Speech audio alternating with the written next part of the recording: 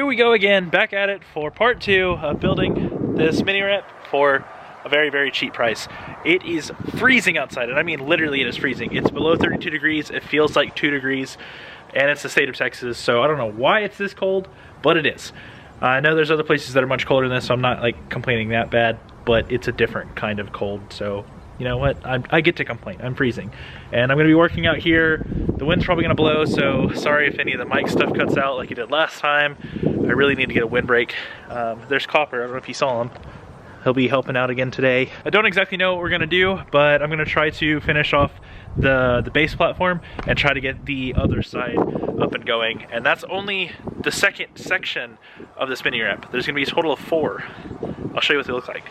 So this is gonna be the first section. Then we have, technically I'm gonna consider this not a section at all, but flat. Then we're gonna have second section here. And then right here where all that pallet wood is, there's gonna be another section. It's gonna be smaller, about 2 feet instead of 3 feet. And it's gonna go from here, same thing to here, and that's the 4th section.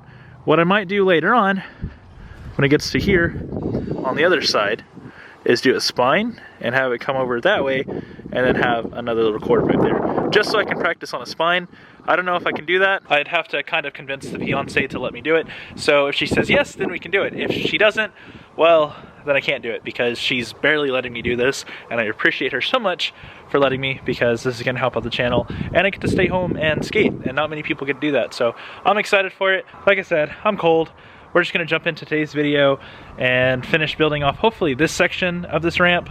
I don't know how long I'm gonna be out here for, so we'll see. Also, sorry about the lens, it's scratched and I don't know how to fix that besides using my other camera, so sorry if I'm blurry. Okay, anyway, that's it, we're done. Let's start the video, just let's go.